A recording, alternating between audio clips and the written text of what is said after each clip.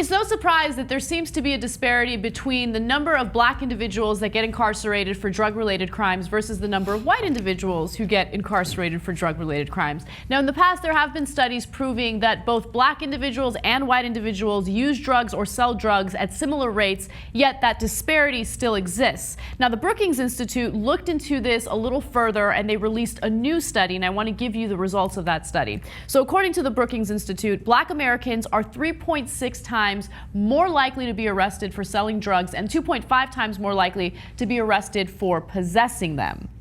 So that's really fascinating information. They continue to say that whites were about 45% more likely than blacks to sell drugs in 1980, and that's according to an analysis of the National Longitudinal Study of Youth by economist Robert Fairlie. And analysis of data from 2012's National Survey on Drug Use and Health shows that 6.6% of white adolescents and young adults aged 12 to 25 sold drugs compared to just 5.5% of blacks, and that's a 32% difference. 5.0%, so just 5% of blacks. Right. So they looked at a lot of numbers throughout the decades, and so there's disparity in 1980, there's disparity in 2012. The disparity is fascinating, and of course, the opposite of what you would expect because of the stereotypes that we're fed on a daily basis. It turns out that actually white people use drugs more, okay? They sell drugs more, and black people get arrested at 3.6 times more, bigger rate anyway. Yeah. So look, when you see those numbers, and people tell me that there isn't racism, now you're just being willfully blind. You don't want to see it, you don't want to see it. So I don't see it, I don't see it, I don't see it. Well, here it is, here are the numbers, right?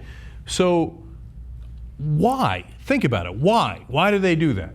So if they actually cared about crime, all this danger of drugs, and oh, it's such a security threat and it's a threat to our communities, why aren't you arresting white people in droves, right? So there was an interesting explanation that I hadn't heard of yet. So the Brookings Institute wanted to kind of delve into this deeper, and they implied that racism might play a role, but they also talked about the different ways in which races possess or sell drugs. So if you are living in a white community, a wealthy community, you're more likely to do this kind of on the down low, right? You do it in homes, you do it at parties, you do it in places where police don't necessarily see you. If you're inside homes, they make the argument that in some poorer communities or communities where black people live, some of this exchange will happen outdoors where the cops are really, really keeping an eye on them. So that's why it's more likely for them to get arrested as a result. Does racism play a role? Absolutely. But I do think that their other hypothesis makes sense as well. Well, there's also stop and frisk.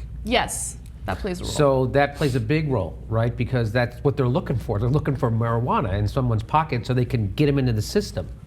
And then once you're in the system, then you're effed for life, right? So because you've got a mark on you and you're going to be harder to employ and all that stuff, you can't get federal loans versus college, all kind of shit they're going to do to you because the cops stopped and frisked you illegally, unconstitutionally, and found some marijuana in your pocket, which they're not going to stop and frisk people on Wall Street. They're not going to go outside of a nice restaurant and start stopping and frisking everybody on their way in. Yeah, that's a good point. What they're going to do is go to the Bronx and they're going to start stopping everybody, every black guy they see. There's definitely policy that plays a role in this disparity, right? And another thing that we talked about earlier this week was the double standard when it came to sentencing and prosecuting people who got caught with crack cocaine versus powdered cocaine, right?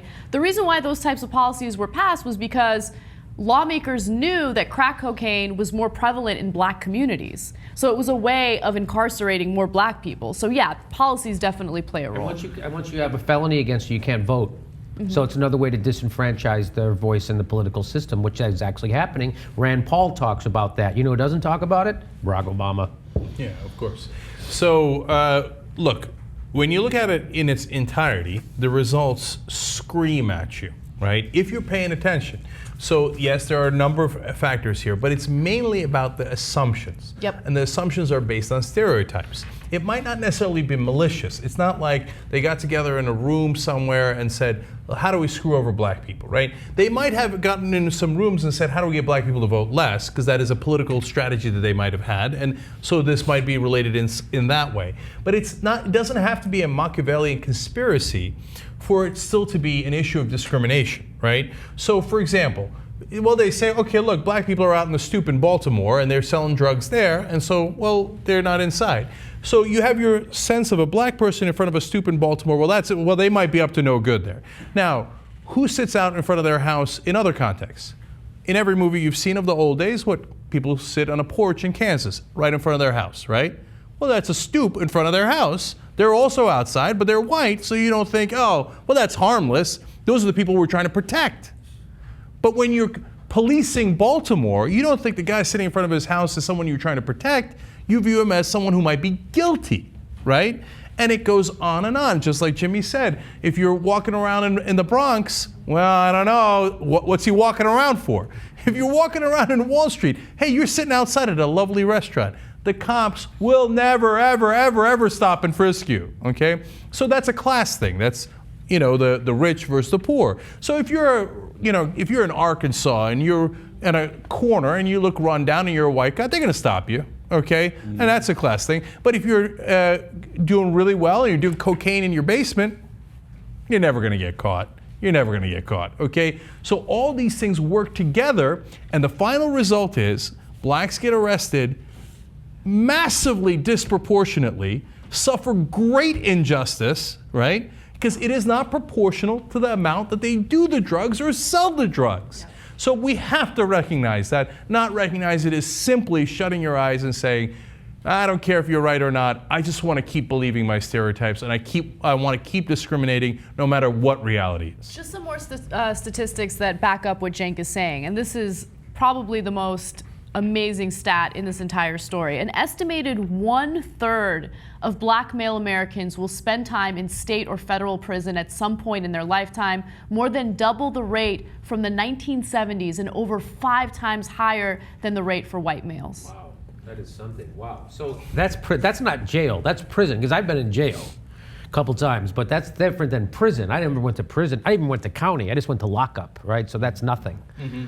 Which is still scary, but it's not like going to prison. So that's full prison. 1/3 of all black people, that's unbelievable. So, and by the way, it's doubled since the 1970s. I mean, we got the prison industrial complex that literally profits off of driving people into prison. They contribute to politicians. So all of a sudden, we got more people in prison. That's one of the many factors that are involved here, right? But when you look at it and you see how the direction that it has gone, it appears to be, if not in a smoke-filled room, but some sort of concerted effort, explicit or implicit, that led to a doubling of the prison population for African Americans, that led to a rate that is 5 times higher than whites. So how can you possibly say there isn't discrimination? You can't say it if you actually know the truth. But here's the federal government solution is, then let's put more white people in jail. Not let's maybe rethink this, like taking some guy who felt like getting spaced out for 6 hours and let's lock him up in jail for 10 years. How about you don't put him in jail?